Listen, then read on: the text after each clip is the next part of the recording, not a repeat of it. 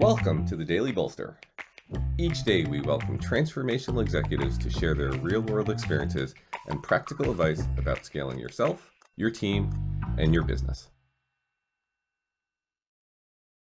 Welcome to the Daily Bolster. I'm Matt Blumberg, co-founder and CEO of Bolster, and I'm here today with Linda Findley. Linda is a global e-commerce and DTC leader who has held leadership roles over the years at Etsy, at Evernote, at Alibaba. She's currently the president and CEO of Blue Apron, which is a meal kit company. They deliver pre-portioned seasonal ingredients to help you create delicious meals at home while reducing food and packaging waste. Linda, thank you for joining me today. Thanks so much for having me. So I love doing these Friday in deep with interviews to really talk with someone about the arc of their career. There's so many different paths that people take to the CEO seat, and so many different lessons that they've learned along the way. So I'm excited to talk to you about that today. And it was interesting when I went to look at your LinkedIn profile. You and I have known each other for a while, but not 20 years or 30 years. And I learned some things about you. So I knew that you had worked at Alibaba. I did not know what you did before that. So you started your career with a couple of different roles in PR. Yeah, I did. So let's talk about that. How was the early part of your career the training ground for you to join a massive company, Alibaba, in a leadership role? Yeah, it's interesting because I actually really early on started out as a journalist, and I just loved the concept of communications and how important communications is in every aspect of life, whether it's personal relationships, business relationships, etc. And so I became really interested in communications early on and moved from journalism into PR, corporate communications, etc., particularly on the strategic side. Because I always used to joke that anytime there's more than one person in a room, you're going to have confusion and I'll always have a job. So that was sort of the initial kind of concept behind it. But the reality is that the interesting aspect of PR and communications is it is the intersection of business, media, influence, and how people think about those interactions and how they actually move forward. So I really loved working on the communication side because I was able to see a variety of different business situations. I worked on product launches, I worked on IPOs, I worked on crisis communications, and I did a lot of global work. So a big part of my work was bringing cultures together and helping to think about how to communicate between the two. But all of that was really, as I grew in that career, I started managing a P&L, I started managing multiple offices, I started managing multiple teams all over the world. And as I was getting into that P&L management, it really struck me that I loved the business aspect of being able to manage some of those decisions. At the same time, you're also matching the fact that your job in communications is to always anticipate what the customer, the public, the investor, et cetera, is going to ask next and be a couple of steps ahead to assume, to be able to understand what that is and bring transparency to kind of what's happening. So I started out my career that way, but just really became fascinated with operations through my later roles of running larger teams and groups and P&Ls, and wanted to make that move. And honestly, the move into Alibaba was a fantastic one for me because I was able to start out on the communication side with the knowledge and the full disclosure that I wanted to move into a business operations role. And one helped the other. We did 5 acquisitions the first year that I was doing communications there. And that naturally led into a lot of the business synergies that we were growing globally as the company was becoming a much more global company. So it was really a very natural transition, I thought. Did you ever have a moment before you went there of thinking like, hey, PR is going to be my career, and what I'd like to do is start an agency or, grow in the ranks to run an agency? Or was that, was there a moment where you were like, yeah, I need to figure out how to exit the train? It's interesting. I always knew that I wanted to take a leadership role. I always knew that I wanted to be a CEO. And I think I did sort of assume that it would be a CEO of an agency. But what I really discovered as I got further along into the strategy aspect of communications, and again, really starting to do things like setting a new course or strategy for a company, is I love being close to the product. I love being close to what's actually being built, because the product is where it's at. And that's kind of how people really get to understand a brand, get to understand a company, and they're voting with their dollars. Like, they are actually buying their product, buying your product based on the fact of that's their vote. And so I don't know that I never thought about starting my own agency. That wasn't really something that I was interested in doing. I really love transforming and taking teams that are already strong and great and figuring out new ways to sort of develop that. But I did think about leadership, but then I just got very excited about being able to really change product direction and drive new product initiatives. That was what got me most excited. So what was your second job then at Alibaba? You started there in a comms role. Yeah. And what did you get promoted into? Yeah, so I moved into what was called international business development and marketing, where basically it was everything outside of China, kind of bringing together buyers and suppliers and driving both the partnerships and the marketing, and just the general corporate development of thinking about the expansion of the next phase of Alibaba. So I worked for the B2B unit. So I worked for Alibaba.com, the original part of Alibaba. And that was a really exciting move for me, because a big part of what we were focused on was driving the global strength of the company. It wasn't as well known when I joined the business outside of what you might have heard of either through Yahoo's investment, et cetera. It wasn't as well known. And so this was a major time at the business as the global business was really taking off. And that was a big part of my job, was helping to shape that through connecting buyers and suppliers, even beyond the China relationship, anywhere in the world to anywhere in the world. That's so interesting. And you were living abroad, right? You were in Hong Kong? Yes, I was living in Hong Kong for 4 years. Yeah. Did you ever get to meet Jack Ma? Oh, yes, on a regular basis. Yeah, I assume in both of your roles, you probably were close to him.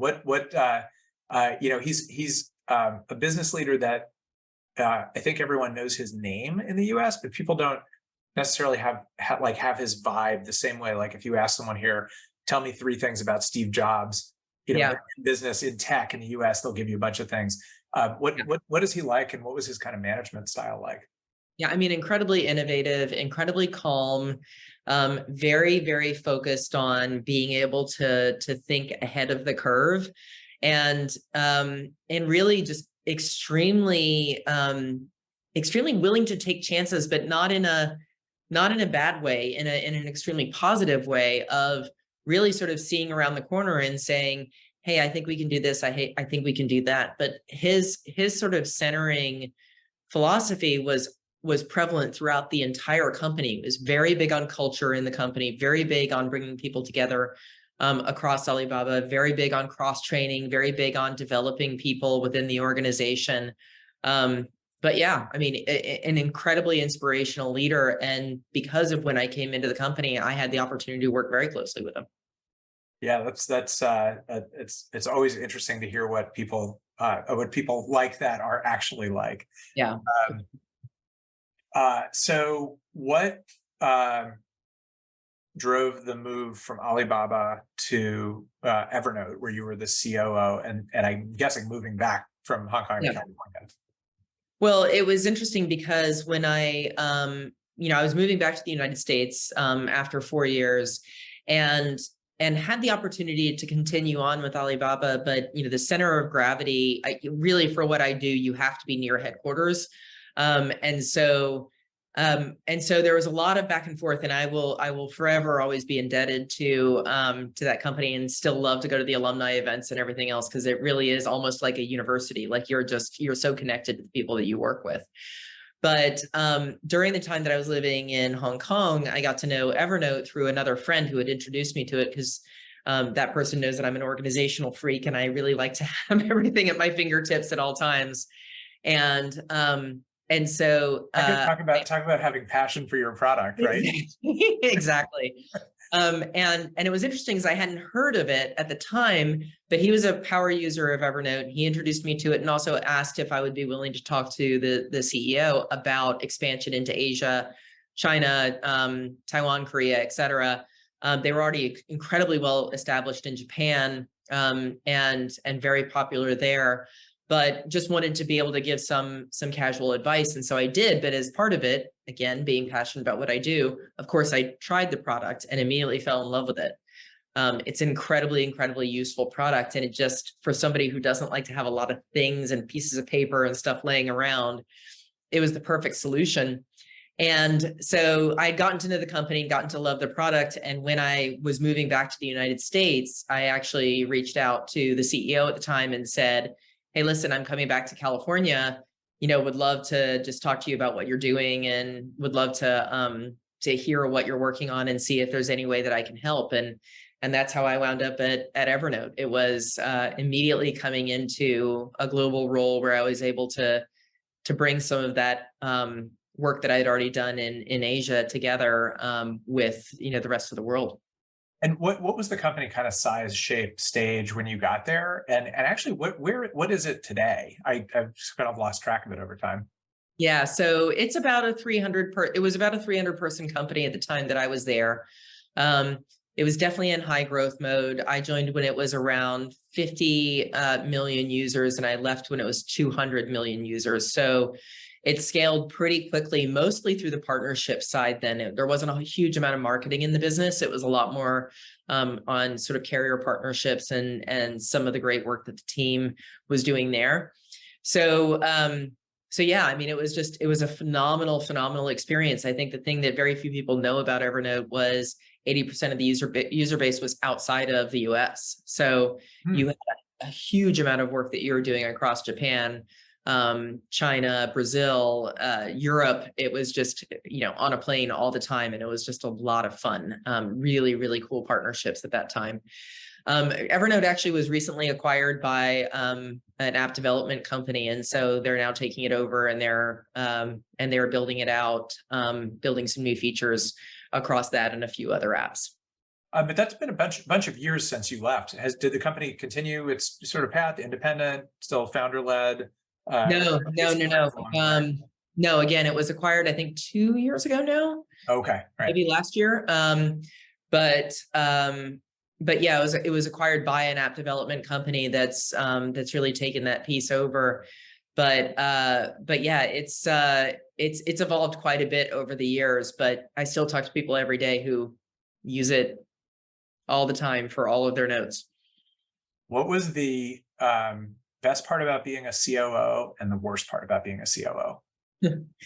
I mean, being a COO is great. It is, you have such an ability to make an impact across so many parts of the business. I will say, I think the worst part about being a COO, and I actually did a talk on this once, on different types of COOs, and there's multiple types. That was going to be my next question. Is what? Yeah, it's it's interesting because the worst part about being a COO is it's a different role everywhere. Right. So it's always hard to explain to people if you just say I'm a COO, then that's only like this tiny bit of the story. Almost every other role is pretty clear on when you talk about it. Yeah. But it's the role that has multiple definitions. And so establishing the right definition of what that role is for that company at that time is actually, I think, the most the least fun part about it, because there's not an easy explanation or an easy path. Like, you have to shape what's right for the business at that time. Yeah, but it's probably the most important thing to do, right, for role clarity and such. Yeah. So, it's funny, when our team wrote Startup CXO, we have, there's a section on sales and a section on marketing and a section on finance. And we went round and round and round on what the COO section should look like. And we just gave up. Right. Because of that, it's not the same job anywhere. So there's like a 4-page section on COOs that basically says there are lots of different kinds of COO. Yeah. But it's true. And I think, to your point, that's why defining it is so critical. You have to define what it is for that business. Otherwise, it causes more confusion than help. Yeah. So you were a COO twice in a row. Yep. So Evernote, and then you got recruited by our mutual friend Chad Yep. to come be the COO at Etsy and pick up your life and move to the East Coast. Mhm. What was the difference in the two flavors of COO? It's interesting. The roles were actually very similar because both of them were centered on how do you bring together all the customer touch points into sort of a single type of role where you can help make sure the consistent experience across the entire whether it's customer support, whether it's product marketing, et cetera. So I think the roles were very, very similar. I will say the difference between the two is the Evernote role had a lot more of a partnership bend to it in the work that we were doing, because that was a big part of how you got scale from an app perspective. Whereas Etsy is much more about community and bringing communities together in a marketplace model. So you actually have physical goods moving around, even though you're not touching them. And so that was a much more marketing heavy role than the Evernote role was, just because of the phases of the companies and the types of products that they actually had. But the other big difference is, Etsy was at a pretty big inflection point when I joined. I came in at a time where the company was resetting itself and thinking about a new world of competition and a new world of focus. And so that was, and it was a public company. So, a whole different level of accountability, but an incredible opportunity and an incredible team building out really, really unique products, which was great. Yeah. So Chad has been on the Daily Bolster a couple times, and we talked a lot about the journey at Etsy as well. So what were and one of the things he talked about was actually that the difference in revenue composition from when he left Yes. to when he took the CEO job, which was Yes. 6 years, was pretty significant. Yeah, absolutely. And I actually think that's that's one of the real challenges that scaling companies have, is how to introduce new revenue lines that are big enough to matter. Yeah. Right. So Etsy, when you were there, decent scale, public, hundreds of millions of dollars in GMV, if not billions of dollars in GMV. What's an example of one or two revenue lines that you introduced, and how did you think about sort of innovating within to make an impact quickly enough? Yeah, it's actually interesting that you asked that question, because I think it's more important to talk about the revenue lines that we didn't introduce. And what I mean by that is this speaks to this idea of focus, which I think is incredibly important. And when you have big opportunities, you're often looking at multiple ways that you can extend. And one of the big decisions that we had to make as a business was there was a new site that had been launched that was specifically about craft supplies. Most people were buying craft supplies already just on the core site. And we wound up actually sunsetting that site and working it into the core part of the business, because what had happened, and Chad and I used to talk about this all the time, and then also later Josh, who was the CEO when I left, but there was a lot of focus on building some of these new areas, but over time, fewer and fewer people were working on the core website. And so oftentimes the first place you should look in any sort of pivot or transition is at your core business, and can you make more out of that core business? And that's really where a lot of the growth opportunity came from, was reintroducing new features for buyers in the core business. So the business started really with a strong focus on sellers and building the tools for sellers, et cetera. But a big part of what sellers wanted were more buyers. So driving that sort of shift of putting a lot more resources on the buyer experience was one of the big pivotal moments at Etsy, which was driving revenue, but driving it through something that was already there, kind of a magic bean, if you will, that was already present in the business. Yeah, that's a great point. It's the things you do and the things you don't do that kind of define your tenure. So let's move to your current role. So you're the CEO of Blue Apron. Mm-hmm. You have been in that role for 4 years, 5 years? 4.5 years. 4.5 years. And so it's your first CEO role. Mm-hmm. It's a public company, so higher degree of difficulty dive, Mhm. and also a little bit of a turnaround. I think even when you joined, Oh, yeah. not to mention managing a company like that through the pandemic. Yes. Um, Talk about the last 4.5 years. What's worked? What's been tough? What's been unexpected? What's Yeah. been great? I mean, it's a very big question. So it was definitely a turnaround when I came into it. Frankly, as was Etsy when I came into Etsy, a different type of turnaround, but a turnaround nonetheless.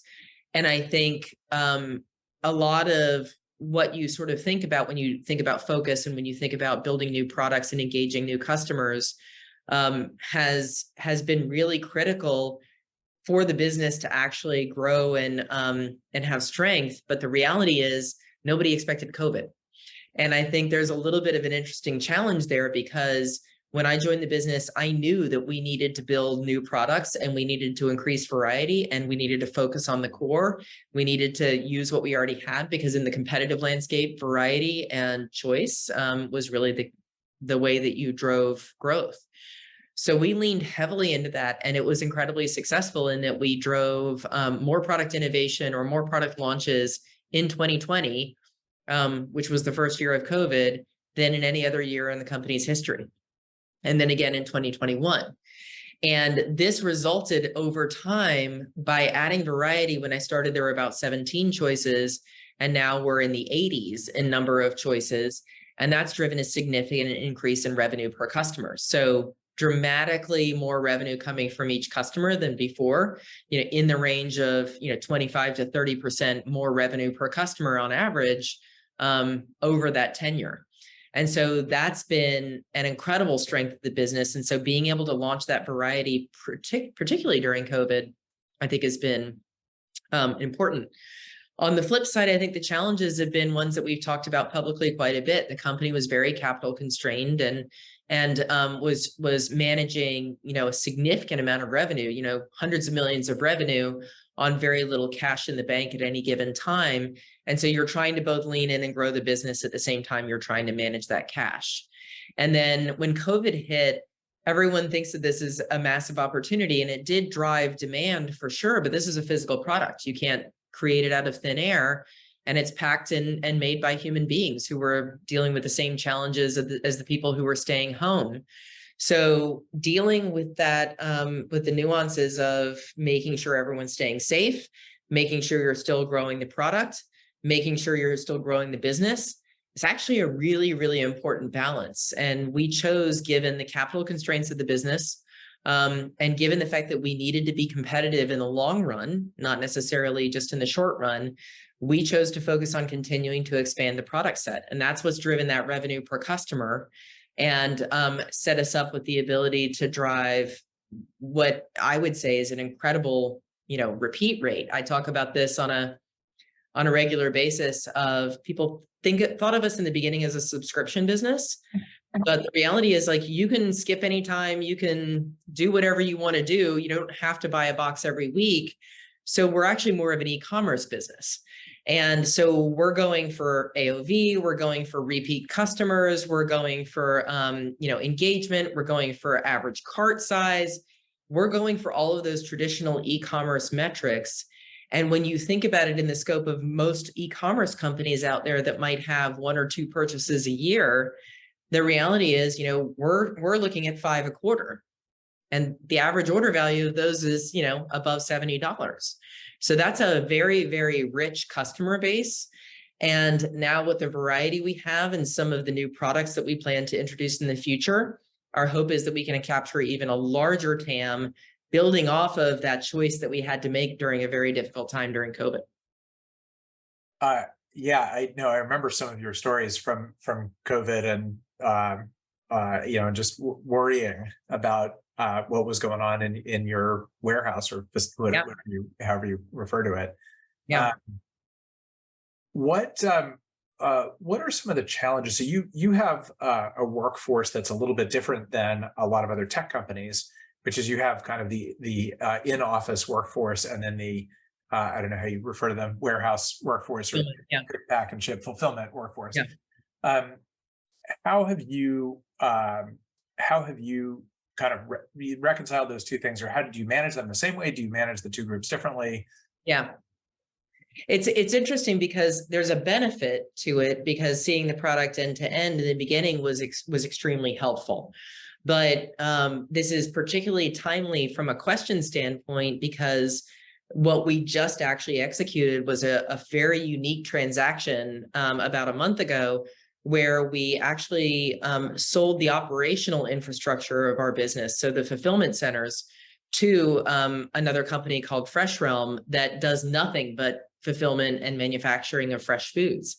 And this has really been an interesting move for us, because when you think about most e-commerce companies, when you think about, or even most just retail companies, most brands, they design their products, but they don't manufacture their products. They work with suppliers around the world to get the best quality at the best price, et cetera, for their customers. So having everything verticalized in the early days made sense, because of the fact that, you have to, there's no one else making meal kits, so you need to do it all yourself. But now what we've actually shifted to is the ability to work with a world-class supplier of fresh food products, who can provide other types of equipment and other types of product capabilities to us that we didn't have before, because we had to own everything ourselves. We now have the ability to work with them and purchase those through a traditional COGS model, like you would see with most companies. And then the core business with the brand, marketing, customer support, product design, all still has all the same revenue, all the same customer interface. Like we're able to own the customer interface, really focus on that, and save costs in the meantime, because through this transaction, we're able to take what was an unusual structure of having both the fulfillment and the core sort of tech and brand and that part of the business, and actually let each one focus on its own strengths, and get faster scale on the operational side of the business by combining it with another company that does broader food manufacturing. So it's been a really interesting last several months, but that structure has just recently changed and allowed us to focus a lot more on the core business, which is serving our customers, developing great products, and really driving efficient marketing programs. That is super interesting. I actually did not know that. So I'm clearly not paying attention to my keyword feeds. You've been Did you think about doing it the other way? Right. So that's a pivot of like really doubling down on one part of the business and effectively exiting another. Did you think about the reverse, like being the fulfillment engine, buying that other company and selling off the front end? Honestly, the asset of the brand is so massive for us. We have 82% brand recognition, which is huge in Wow, this. that is huge. Yeah. And so it's really about that customer experience and that ability to create that marketing engine and that customer experience engine that is really the kind of core of the business in my mind. Yeah. So from our perspective, this was the right way to do it, because we already had a great partner in Fresh Realm. They were already partnering with us on other parts of the business. And so we knew we could trust them. We knew we could work well with them. And this lets us really take that very valuable brand and focus on customer engagement and growth. Got it. Well, that is very interesting. It opens up kind of a new chapter for you there. It does. Let me turn to the last topic I wanted to cover real quickly, which is boards. Yes. So obviously you have a board, you manage your own board, but you are an independent director on, I think, 3 boards, two for-profit, 1 nonprofit. 2 for-profit boards now. So I continue to do nonprofit work, but no longer sit on the board. Got it. So you're on Ralph Lauren, and what's the other one? Style Seed is the other one. So how do you, as a CEO, so you have your own board, you manage your own board, how do you take on the role of independent director, not your company, some other CEO? Sort of how do you think about adding value to to those companies, without having your hands in it quite so much? Yeah, it's interesting because board roles are very different, depending on the board and the composition of the board itself. So some boards are very, very hands-on. Some boards from a governance perspective are much more hands-off. But either way, your job is not to run the company. That is not your job. And I love the fact that when you find boards that are a mix of operators and people who are former operators, you wind up with a really interesting mix of people who already have their hands in something that's kind of moving on an ongoing basis. And then also people who have a lot more time to be able to spend on deeper issues that maybe they might have experienced in their career. And so you get a really good balance there.